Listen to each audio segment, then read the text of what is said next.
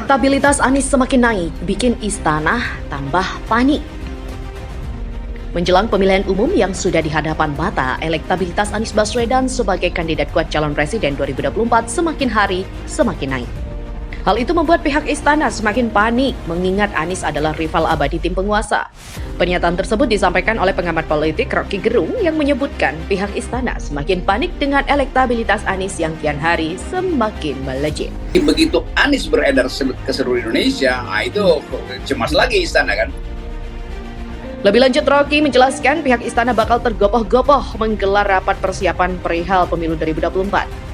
Dalam rapat itu, menurutnya pemerintah bakal memaparkan terkait peta politik dan calon kuat bakal capres, termasuk yang disebutkan diantaranya adalah Ganjar Pranowo, Gubernur Jawa Tengah, dan juga Menteri Pertahanan Prabowo Subianto. Setiap jam 4 sampai maghrib itu ada rapat untuk mengukur 3 hal. Pertama, elektabilitas Anies. Kedua, elektabilitas Ganjar.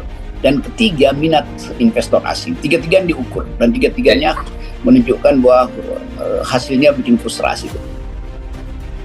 Sejauh ini, menurut Rocky, pemerintah telah mengantongi persentase elektabilitas dari ketiga bakal calon tersebut dan pihak istana telah siap siaga untuk menggiring opini terkait isu penundaan pemilu dan juga penanganan kasus di KPK. Elektabilitas Anies naik terus, elektabilitas Ganjar turun terus, itu yang membuat frustrasi istana, dan itu yang kita baca, frustrasi itu kita baca melalui isu penundaan pemilu. Meski begitu, Survei dan Polling Indonesia atau SPIN memberikan hasil survei yang berbeda terkait dengan klasemen elektabilitas bakal calon dan kandidat unggulan di Pilpres 2024. Hasilnya adalah Prabowo Subianto menempati posisi elektabilitas tertinggi disusul oleh Ganjar sebagai penerus Jokowi dan Anies yang membuntuti.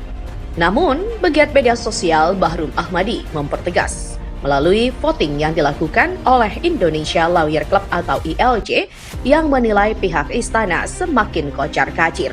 Pasalnya, dalam hasil voting itu, Anies Baswedan berhasil menang dengan raihan tertinggi lebih dari 50% alias menang atau satu putaran. Bagi Bahrum, apabila Anies terus konsisten berada di ranking 1 dengan elektabilitas tertinggi, bukan tidak mungkin pihak istana akan melakukan penundaan pemilu 2024 atau melakukan perpanjangan jabatan Jokowi jadi 3 periode. Namun Bahrum mempertegas, apabila istana berupaya keras menginginkan hal itu, maka baginya istana dan dedengkot di dalamnya tak ubahnya sebagai pengkhianat reformasi. LC bukan akun Twitter sembarangan.